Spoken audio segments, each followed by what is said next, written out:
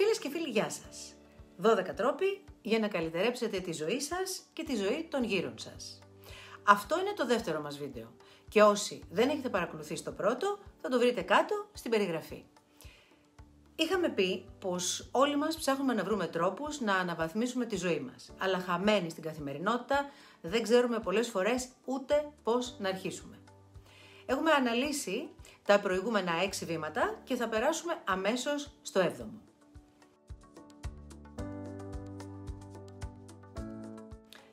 Έβδομο βήμα λοιπόν. Σταματήστε να φοβάστε συνεχώς. Η ζωή από την αρχή του κόσμου περιείχε μέσα της το φόβο και την ανασφάλεια, γιατί ο άνθρωπος από το προπατορικό αμάρτημα και μετά εμφανίζεται καταδικασμένος, μέχρι να υπερβούμε αυτή την πνευματική και φυσική φυλακή, να πάσχει και να κοπιάζει πάρα πολύ για την ασφάλειά του, την υγεία του, την ευημερία του και την ευτυχία του. Δεν είναι δεδομένα και χρειάζεται να δίνει καθημερινό αγώνα για να τα αποκτήσει, αλλά και να συντηρήσει όλα αυτά τα αγαθά. Επιτρέψτε στον εαυτό σας να δίνει λιγότερη σημασία σε αυτά που υποτίθεται ότι θα του εξασφαλίσουν μια καλή ζωή. Προσπαθήστε να συντονιστείτε με εκείνη την αόρατη κβαντική ηλεκτρομαγνητική δόνηση, όπου δημιουργεί για σας μια καλύτερη και ευκολότερη ζωή.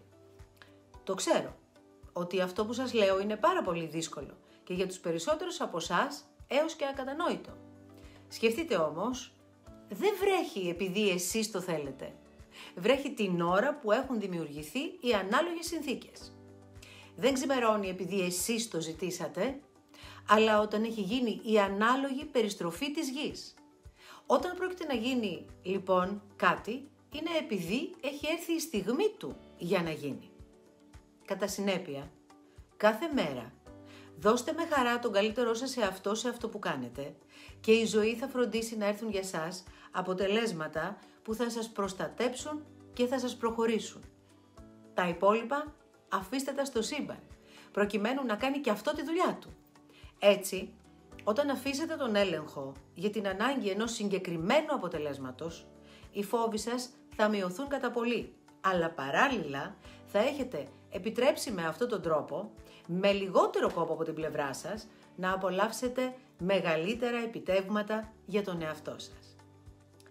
Πάψτε να προσπαθείτε να ελέγξετε το μέλλον.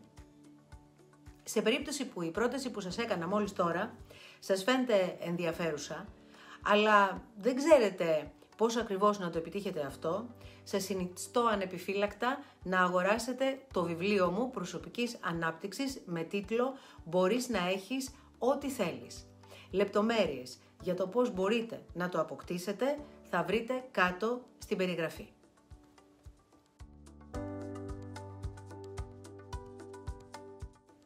Όγδοο βήμα.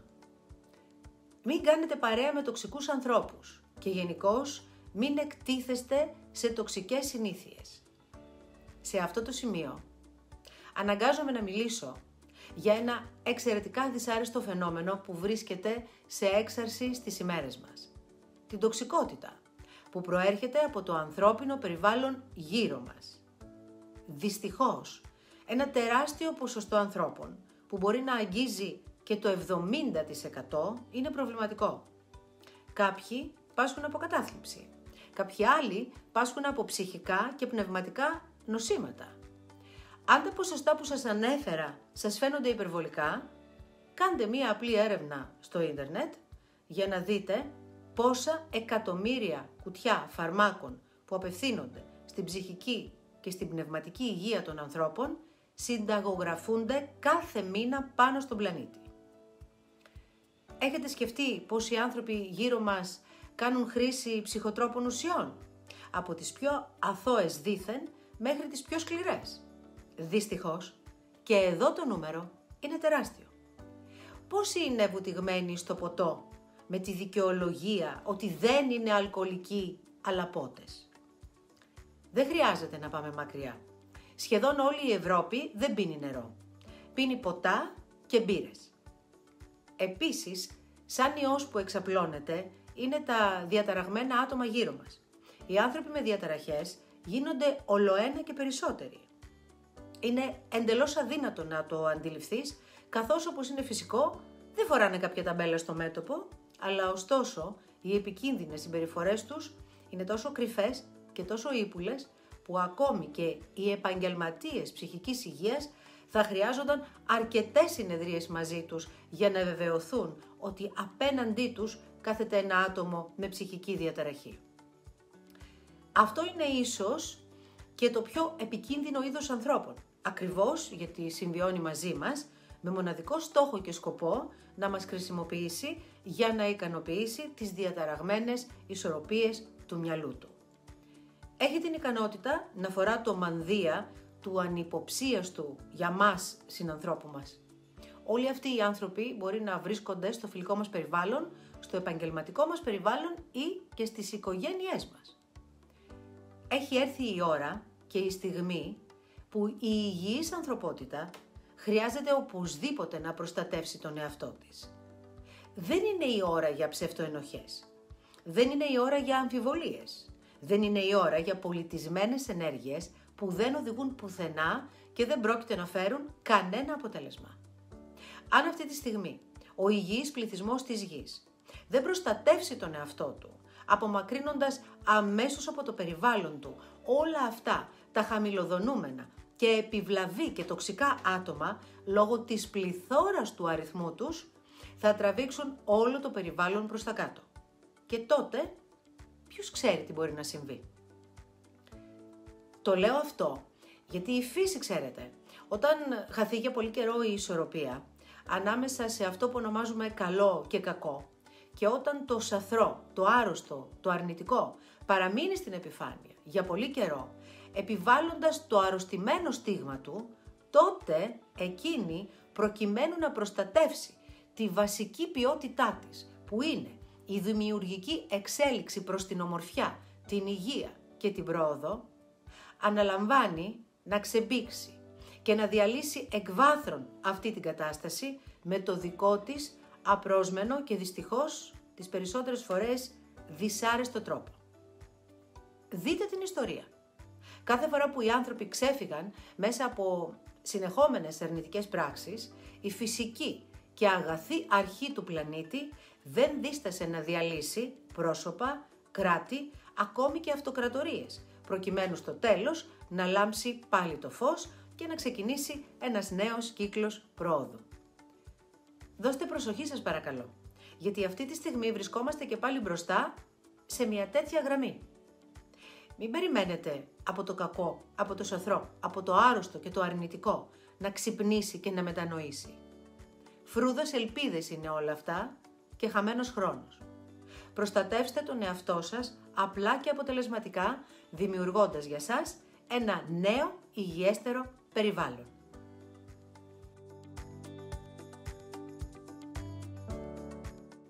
Ένα το βήμα. Μη βασίζεστε στους άλλους να σας βοηθήσουν με τα βάρη σας. Είναι η αλήθεια πως η ζωή είναι δύσκολη και κουραστική και πως όλοι μας έχουμε κουβαλήσει πάρα πολλά βάρη. Η αλήθεια επίσης είναι ότι ο καθένας από εμάς ονειρεύεται να μπορέσει να αφήσει λίγο κάπου στα βάρη του για να ξεκουραστεί. Συνήθως ψάχνουμε να βρούμε κάποιον να μας τα κρατήσει, αντί να ψάχνουμε να βρούμε ένα ωραίο μέρος για να τα ακουμπήσουμε και καθώς ξεκουραζόμαστε να εξετάσουμε ποια από αυτά τα βάρη θέλουμε να συνεχίσουμε να τα σηκώνουμε και ποια θέλουμε να αφήσουμε πίσω μας. Εμείς ανταυτού νομίζουμε ότι το πιο όμορφο είναι να βρούμε κάποιον άλλον που είναι πιο δυνατός από μας και ανεξάρτητα αν κουβαλά και εκείνος τα δικά του βάρη, να πάρει και τα δικά μας έστω για λίγο. Όπως καταλαβαίνετε, αυτό δεν είναι εντάξει, καταρχάς το σκεπτικό. Και πέραν τούτου είναι πολύ δύσκολο να βρείτε είτε κάποιο κορόιδο είτε κάποιον τόσο ισχυρό σαν τον Άτλαντα που θα μπορούσε πραγματικά να κουβαλήσει και τα δικά σας βάρη. Η ζωή είναι δύσκολη γιατί είναι τέχνη. Δεν είναι μαθηματικές εξισώσεις που βάζοντας τα σωστά νούμερα στη σειρά θα πάρεις το αποτέλεσμα που ψάχνεις. Είναι ένας πίνακας που κάθε φορά που ακουμπάς το πινέλο σου σχηματίζεται και κάτι καινούριο μπροστά σου. Κατά συνέπεια, το πρώτο πράγμα που χρειάζεται να κάνουμε όλοι μας είναι να σταματήσουμε να λέμε ναι συνεχώς, προκειμένου να εξυπηρετήσουμε, να φαινόμαστε καλοί άνθρωποι ή ακόμη να πάψουμε να ψάχνουμε να βρούμε τους σούπερ ήρωες που θα σηκώσουν το βάρος όλου του κόσμου για να ακουμπήσουμε κι εμείς το δικό μας.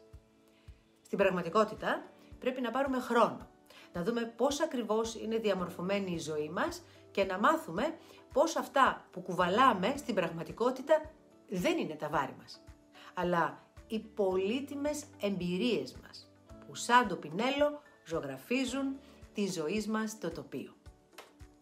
Έτσι όχι μόνο δεν θα χρειάζεται να ψάχνουμε να βρούμε κάποιον να του τα φορτώσουμε, αλλά θα τα κρατάμε με αγάπη και προσοχή, γιατί συνθέτουν την εμπειρία μας και τη συνειδητότητά μας.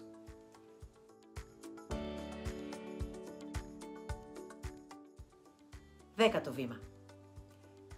Μη μεταφέρετε συνεχώς αρνητικές ειδήσεις επειδή κάτι μάθατε και θέλετε να το μοιραστείτε με τους άλλους. Ο πιο εύκολος και ανυποψίαστος τρόπος για να χαθείς μέσα στον αρνητισμό είναι να μεταφέρεις αρνητικές ειδήσεις, είτε πρόκειται για σένα, είτε πρόκειται για κάτι από το εξωτερικό περιβάλλον και την κοινωνία. Ο εγκέφαλος λειτουργεί με ένα πολύ περίεργο τρόπο. Αφού ακούσει τα λόγια και τα μετατρέψει σε εικόνες, αυτές οι εικόνες δημιουργούν συναισθήματα. Και τα συναισθήματα είναι εκείνα που γράφουν βαθιά μέσα μας την άποψή μας για το πώς είναι η πραγματικότητα. Τις πιο πολλές φορές αυτή η διαδικασία είναι πλασματική, διότι το συνειδητό δεν προλαβαίνει να κάνει αξιολόγηση. Καθώς βρισκόμαστε συνεχώς σε περιβάλλοντα που διακινούνται αρνητικές ειδήσεις ή σε πολλές περιπτώσεις τις διακινούμε και εμείς οι ίδιοι, αναγκάζουμε την ύπαρξή μας να βυθιστεί μέσα στη στεναχώρια και στην απελπισία. Αυτό έχει σαν αποτέλεσμα να πέφτει η δόνησή μας και αν αυτό κρατήσει αρκετό καιρό, γεμίζουμε με θλίψη ή και κατάθλιψη. Παραιτούμαστε από τους σκοπούς μας, διότι αισθανόμαστε ότι δεν έχει κανένα νόημα να προσπαθούμε. Αποδυναμωνόμαστε και επίσης τραβάμε σε αυτό το χαμηλό σκαλοπάτι και τους ανθρώπους που βρίσκονται στο πολύ κοντινό μας περιβάλλον. Περιορίστε την επαφή σας με τις αρνητικές ειδήσεις.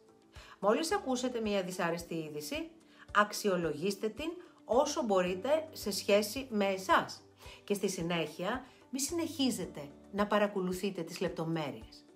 Το γεγονός που χρειαζόταν να μάθετε έχει φτάσει στα αυτιά σας και αυτό είναι αρκετό. Στη συνέχεια, όταν συναντηθείτε με κάποιο φίλο σας, μην επαναλαμβάνετε αυτή την είδηση, μεταφέροντας την πραγματικά δεν πρόκειται να κερδίσει κανείς τίποτε. Αντιθέτως, κάθε φορά που συναντιέστε με τους φίλους σας ή τους γνωστούς σας ή τους συναδέλφους, φροντίστε να ανταλλάσσετε ευχάριστες στιγμές ή ακόμη και επιμορφωτικές πληροφορίες. Όπως για παράδειγμα, κάτι που είδατε σε ένα ντοκιμαντέρ για μια άλλη χώρα και σας προκάλεσε μια ευχάριστη έκπληξη. Παλαιότερα, ξέρετε, υπήρχε μια έκφραση που έλεγε «Δεν μιλάμε για να στενοχωριόμαστε, αλλά για να μορφωνόμαστε». Και ναι, η ανταλλαγή ευχάριστων ή ενδιαφέροντων πληροφοριών υπάρχει περίπτωση να είναι και η ύψιστη μορφή ψυχικής καλλιέργειας για τον άνθρωπο.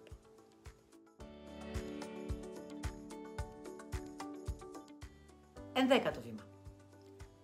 Προσπαθήστε να φέρετε στη ζωή σας ανθρώπους οι οποίοι θα είναι σαν και εσάς, αλλά και καλύτεροι από εσάς. Αρκετές φορές, στην ερώτηση «Μα πώς είναι δυνατόν να κάνεις παρέα με αυτόν τον άνθρωπο», η απάντηση είναι «Μα τον λυπάμαι γι' αυτό». Σε αυτό το σημείο πραγματικά θα ήθελα να σας διαβεβαιώσω ότι ένα από τα μεγαλύτερα δείγματα εγωισμού είναι η λύπηση προς τους άλλους ανθρώπους. Αυτό σημαίνει αυτομάτως ότι θεωρείτε τον εαυτό σας πολύ ανώτερο και γι' αυτό λυπάστε τον άνθρωπο που έχετε απέναντί σας. Επειδή ακριβώς τον θεωρείτε κατώτερο και άρα αδύναμο να ξεφύγει τις θέσεις του ή του προβλήματός του. Αντιλαμβάνομαι ότι για τους περισσότερους από εσάς αυτή η τοποθέτηση μπορεί να είναι από εκνευριστική έως και ακατανόητη. Πριν εκνευριστείτε και την πετάξετε στο καλάθι των αχρήστων, πάρτε λίγο χρόνο να την επανεξετάσετε μέσα σας, ξανά και ξανά. Και που ξέρετε, ίσως ανακαλύψετε μια τεράστια αλήθεια που μέχρι τώρα ήταν κρυμμένη για εσάς. Είναι ωραίο να προσφέρουμε τη βοήθειά μας στους άλλους ανθρώπους όταν μπορούμε. Καμιά φορά, ακόμη και όταν δεν μπορούμε. Φτάνει αυτό να είναι για λίγο, γιατί διαφορετικά θα αδειάσουμε και μετά δεν θα μπορούμε να προσφέρουμε τίποτε σε κανέναν. Το μέτρο και η ισορροπία σε όλα τα ζητήματα της ζωής είναι το ζητούμενο για όλους μας. Αν θέλετε πραγματικά να εξελιχθείτε, αν θέλετε να μην πετάτε ασκόπως δεξιά και αριστερά την ενέργειά σας, προσπαθήστε να κάνετε παρέα με ανθρώπους οι οποίοι είναι πολύ κοντινοί στο δικό σας σκεπτικό και κυρίως στο δικό σας σύστημα αξιών. Αν μάλιστα μπορέσετε να έρθετε σε επαφή με ανθρώπους που έχουν ακόμη περισσότερο καλλιεργημένες αυτές τις ιδιότητες και τις αξίες από εσάς, προσπαθήστε πραγματικά να τους προσετεριστείτε, γιατί αυτό θα βοηθήσει στην περαιτέρω ανάπτυξή σας. Αποφύγετε τις σχέσεις με ανθρώπους που βρίσκονται σε κατώτερη από εσάς πνευματική, ψυχική και ηθική θέση. Εάν είναι αληθινά πρόθυμοι να αφήσουν τα κακό κείμενα του εαυτού τους και να μάθουν από εσάς, μπορείτε να μείνετε για λίγο μαζί τους.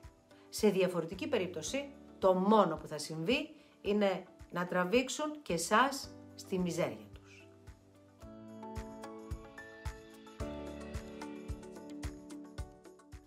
Δωδέκατο βήμα. Κάντε την αυτοκριτική σας χωρίς να κατηγορείτε τους εαυτούς σας. Οι κατηγορίες και οι ενοχές δεν θα σας βοηθήσουν να γίνετε καλύτεροι. Η αλήθεια όμως για το ποιοι είστε πραγματικά και το πώς συμπεριφέρεστε μπορεί να γίνει για σας ό,τι πολυτιμότερο έχετε. Μια τεράστια περιουσία που θα σας μεταφέρει στη χώρα της πραγματοποίησης των ονείρων σας και της αυτοπραγμάτωσης. Κάθε μέρα φροντίστε να κάνετε στη ζωή σας ό,τι καλύτερο μπορείτε. Αν κάποια στιγμή βλάψετε κάποιον, είτε γιατί το κάνατε επίτηδες, επειδή ένα χαμηλό συναίσθημα σας οδήγησε σε αυτή τη συμπεριφορά, είτε γιατί το κάνατε κατά λάθος, βρείτε τον άνθρωπο, εξηγήστε του και ζητήστε του μια πραγματική συγγνώμη. Αν σας τη δώσει, σας την έδωσε. Οκ, όλα καλά. Αν δεν σας τη δώσει, δεν πειράζει. Εσείς μια φορά διορθώσατε το λάθος σας. Αφήστε στην άκρη τις ενοχές, γιατί είναι εντελώς άσκοπες, και συνεχίστε τη ζωή σας προσπαθώντας όλες οι πράξεις σας να έχουν κάτι θετικό, δηλαδή ακόμη και αν έχουν κάτι θετικό ή αρνητικό πρόσημο, να είναι οπωσδήποτε συνειδητές. Αυτό και μόνο θα σας δείξει τον τρόπο πώς να κρατάτε το πολυπόθητο μέτρο. Όσο καλύτεροι καταφέρουμε να γίνουμε ως άνθρωποι, τόσο καλύτερο γίνεται και το περιβάλλον γύρω μας. Δεν χρειάζεται να καταβάλουμε κάποια ιδιαίτερη προσπάθεια. Είναι νομοτελειακό. Οι συνειδητοί άνθρωποι φροντίζουν τον περισσότερο καιρό να κάνουν όμορφες και χρήσιμες πράξεις. Αυτό από μόνο του κάνει τη δουλειά του. Στην πραγματικότητα, η ζωή είναι η τέχνη των ορίων. Και αυτά τα όρια ξεκινάνε πάντα από εμάς τους ίδιους και πάντα από μέσα μας. Αγαπημένοι μου φίλοι, εδώ ολοκληρώθηκε ο 12λογος για το πώς μπορείτε να βελτιώσετε τη ζωή σας και τη ζωή των γύρω σας. Ελπίζω να σας βοήθησα να βρείτε μια κατεύθυνση για να μπορέσετε να εφαρμόσετε νέες αντιλήψεις και νέες συνήθειες που θα σας βοηθήσουν να γίνετε πληρέστεροι αλλά και ευτυχέστεροι.